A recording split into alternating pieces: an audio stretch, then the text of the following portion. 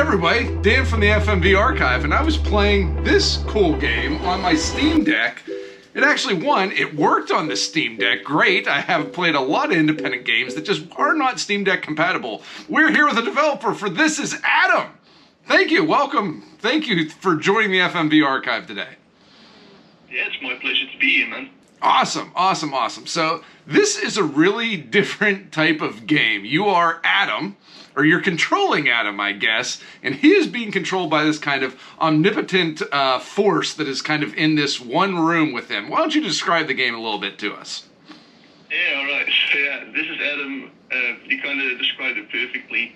Indeed, it's about someone or something that's just been created by this omnipotent being that kind of controls everything around him, and you kind of just decide what he does.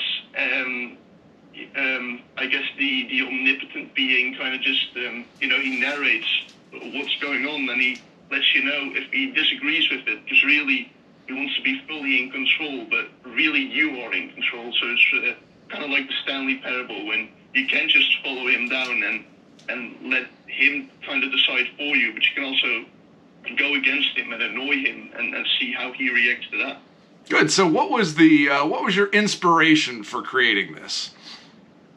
The Stanley Parable is definitely a big inspiration, because I spent a lot of time playing the sequel to the first one. I think it's called like the Stanley Parable Deluxe Edition or something. Mm-hmm. So that stuck with me. And at the time I was watching original Twilight Zone episodes. There you go.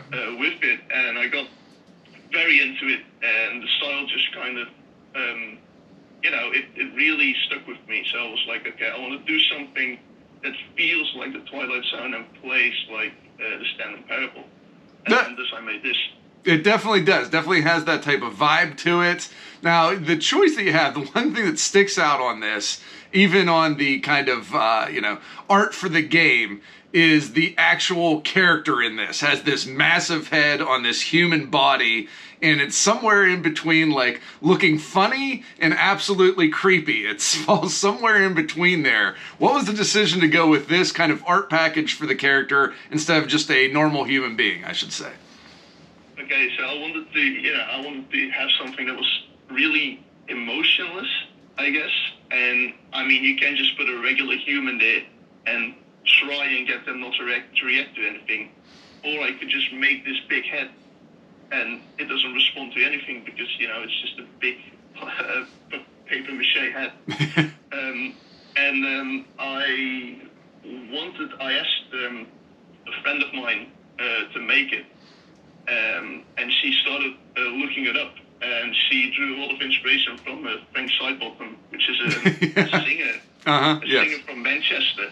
There's also a movie about him, Frank, and I was pretty aware of him already, so it was kind of funny, and I had to change some things around, because I was like, I don't want it to look too much like him, but again, I think if you're familiar with him, yes, you can definitely see the resemblances.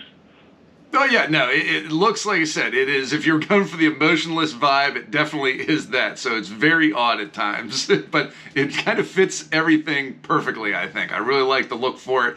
Now, this game is free on Steam. What was the decision to make a free game? Well, so I'm in film school. I'm pretty much finished now, but I did my final paper about, pretty much FMV games, and really about interactive film. And I wanted to make something for one of my classes that became This Is Adam, so I could use it in my paper.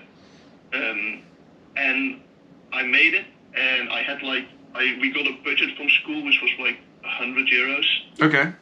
But we can get all the equipment for free. So me and a friend of mine, Brent, we made it together for a class, and then I still had the €100 left, and I was like, I might as well just put it on Steam for free. There you go. See what people think of it, and kind of hope that, a lot of people play it, enjoy it, and then maybe I can get to make another one later on, and maybe make it real good, and then ask a little bit of money for it. Good, good. No, that makes complete sense. I've seen a couple other people do free games to kind of start out with, just to kind of see what the feedback is and everything. So hopefully it works out for you. Like, if you haven't played this, you can download it.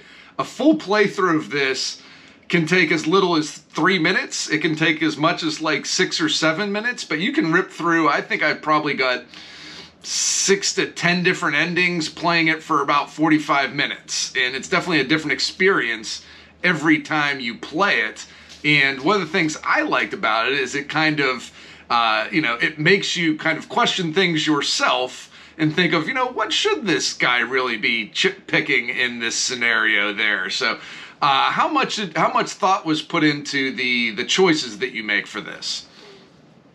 So that was a really big thing for me, because what sometimes frustrates me in some FMV games is that you get a lot of choices, but really there's maybe like 3-4 endings. Mm-hmm. So it all kind of loops back. And I was like, okay, I'll make it as simple as possible with the set, so I can just record as many different scenarios as possible and make every single choice take you to like a different video. I think there's just maybe 3 or 4 times where you can loop it back around. Mm-hmm.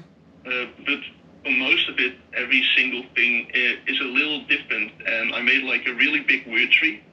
And the first decision I had was the television or the book. Mm-hmm. So I think it's the second choice you can make is whether you want to turn on the television or the book.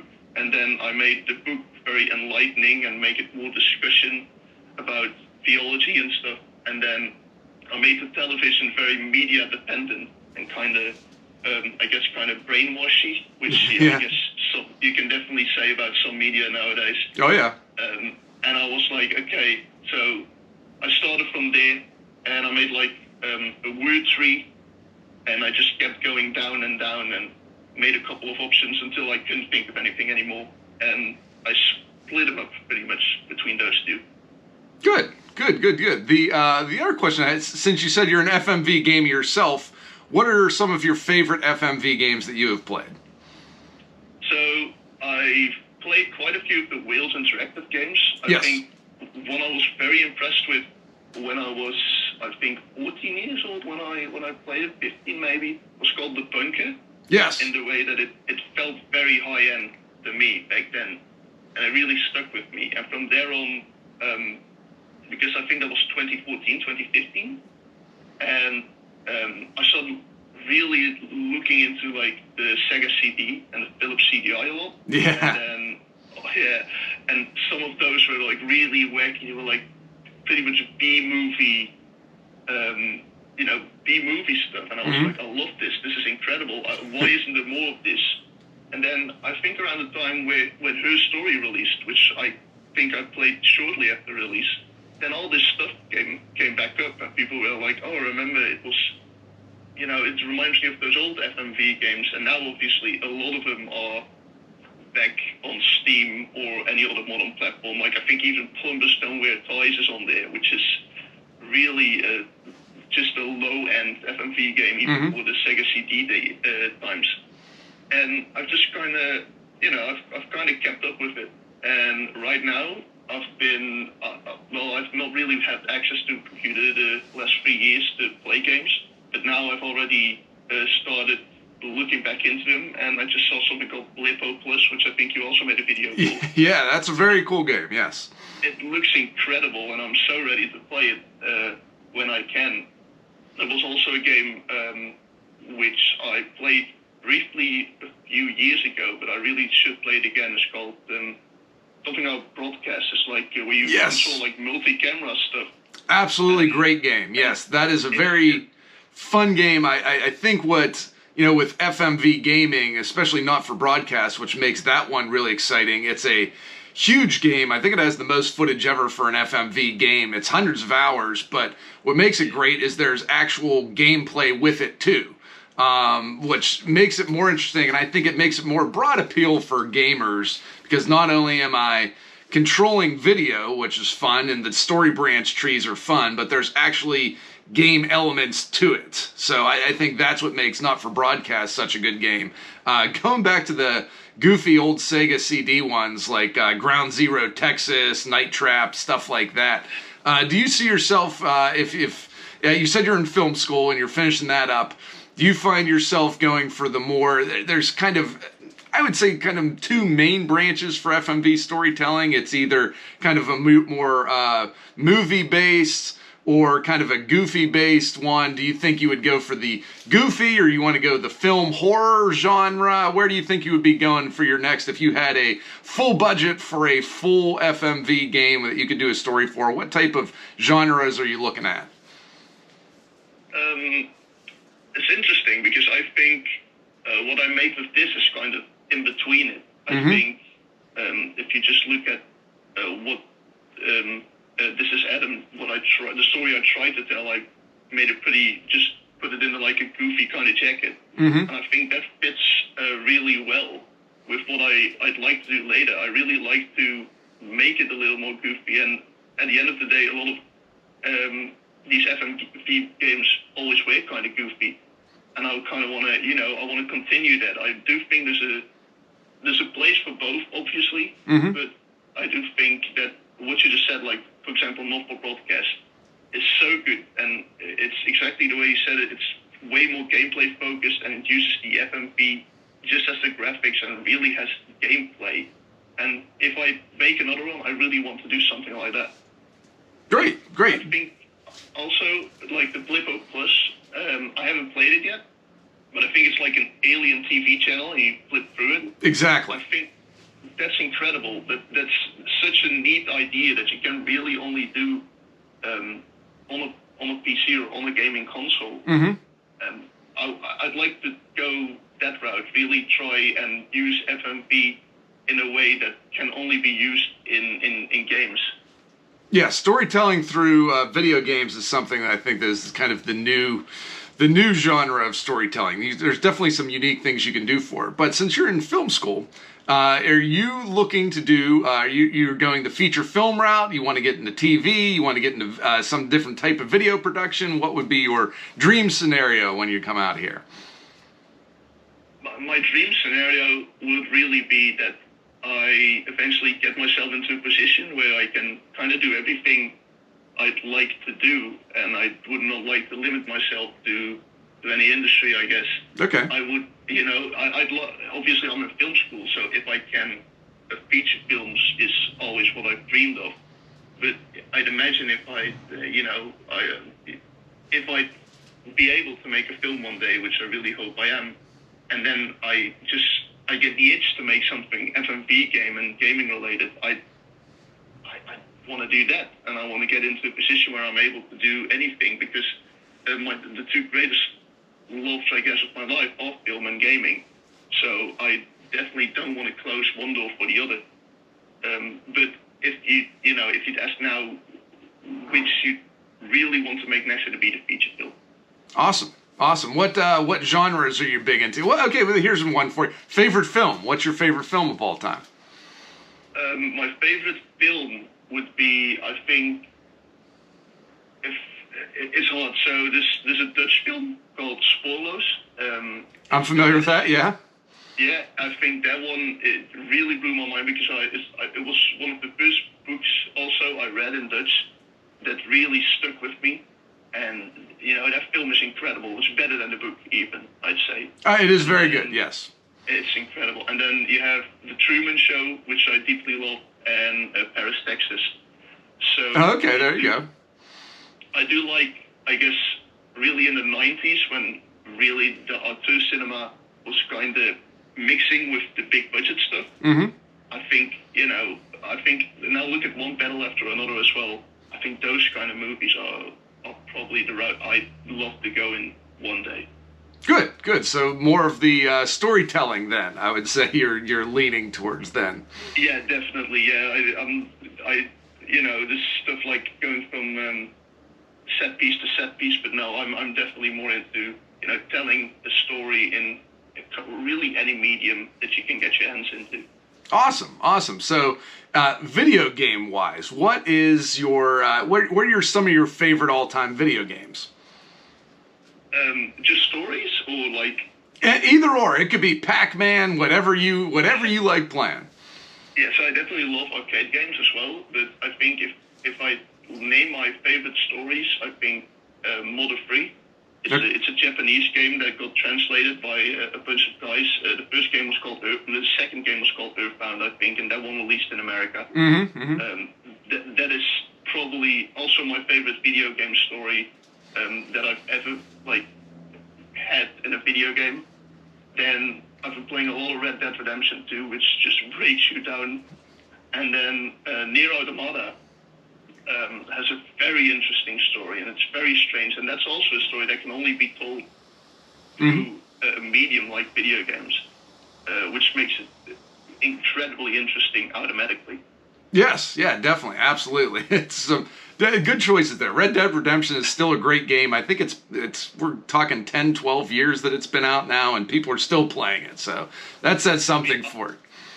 I've just started my fifth playthrough, I think, 4 days ago. So I just keep going back to it. It's a really, really great game. Rockstar puts out some really fabulous stuff there. What's your next project that you're working on? You work on any other video games, or you're thinking about them, and what are you working on next?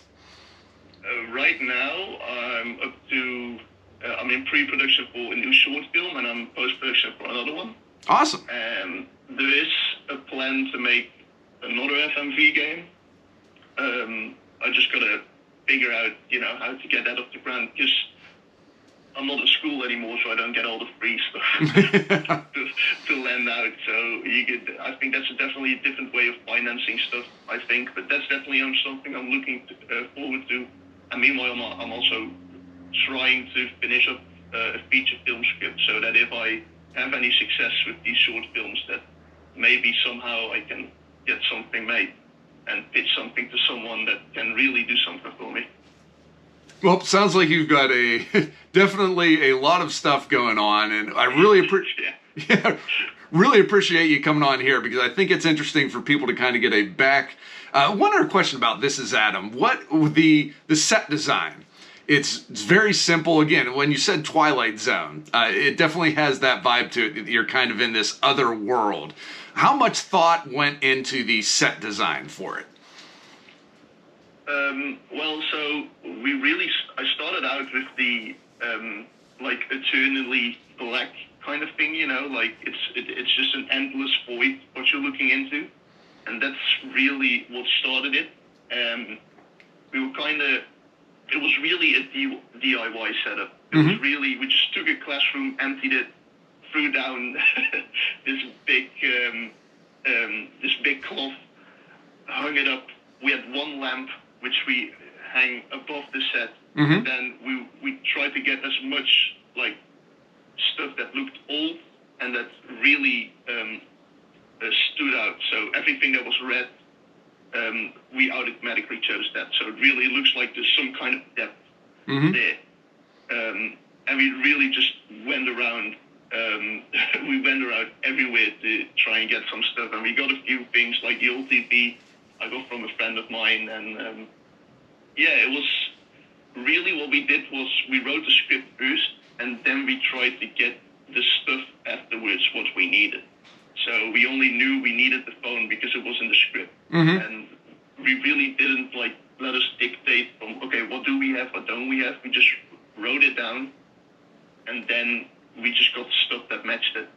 No, I love all the pieces in it, even the chair, kind of everything. Like you said, it all pops. You definitely, it all stands out, and it whether it was just what was available or you planned it, it looks very good. So it worked out in the end, which is always what you want anyway. So looks good. Do you still have the head? That's the big question. I still have it. It's in my room. I'm never gonna throw it away. It's going with me everywhere for the rest of my life. How heavy is that thing? It's not that heavy. Okay. Well, but it's quite big. It's really big. And the problem is that you really can. I mean, you can see out of the eyes, but not a lot. So our actor sometimes you can see it in some of the scenes that he wobbles around stuff because he isn't sure if there's something in the way and he doesn't want to hurt himself. It's because he can't look down, so he doesn't know what's in front of him. Well, I think that actually adds to it because it's, you know, since he's kind of a new being and just created, it's like almost like he's having to figure out how to walk. So I actually think it works out perfectly for the story. I said the same thing. I said it's like a baby deer trying to walk. It was perfect, accidentally. Yes. Like really, you know, sometimes everything just falls into place, and this was definitely one of those times. Yeah, absolutely works. Whether it was planned or not, some things just fall into place, and it ends up looking really good. And it, like I said, again, if you haven't downloaded this game, it is free. It looks really cool, and I bet you're looking for feedback for this, is what I'm guessing. Definitely. I really hope, you know, that's all I'm out for. Really, if you play it, you know, put anything in the reviews or on the community hub. I really want to know what people think of this, if they like this kind of thing. And, you know, if there's a definite interest, I'd love to make more of this, you know. Great. To have a chance at this to make this into something bigger. Well, again, that's all you have to do. All you have to do is download this game. It's free. Play it for 10 minutes and, you know, give your opinion on it. That's what helps, you know, indie developers, especially somebody that's kind enough to put this game out here for free for us to kind of test. The least you can do if you play it is leave some feedback. So the next one is bigger, better, more extravagant, and, you know, just helps you in the creative process for going on. So before we go, is there, you know, any Instagram, any X, any place that you want people to follow you at, or what could people do to learn more about your work going forward? Yeah, so I think my developer name on Steam is Cineart as well, and if you put it into Instagram, you can find my Instagram, and there's more stuff of me on there. There's a link to a portfolio website as well, where you can find some of the things I've made in the past and some things that are coming up. So yeah, if anyone's interested in seeing what more things I do, you follow me on Instagram and you can get it all from there.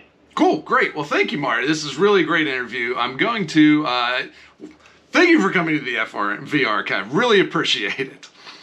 Yeah, thank you for having me. It's a lot of fun. I like your channel, and I like that there's someone out there really like pointing a spotlight to everything FMV related at the moment, because I really think that, and I closed my ending paper for school on it as well, that I really feel like because gaming, everyone has experience with video games nowadays, and the filmmaker does as well, that's coming up. And I really think that there's going to be a lot of cool stuff coming up out of FMV games. I really do feel like there's going to be some really creative stuff in the next 10 years.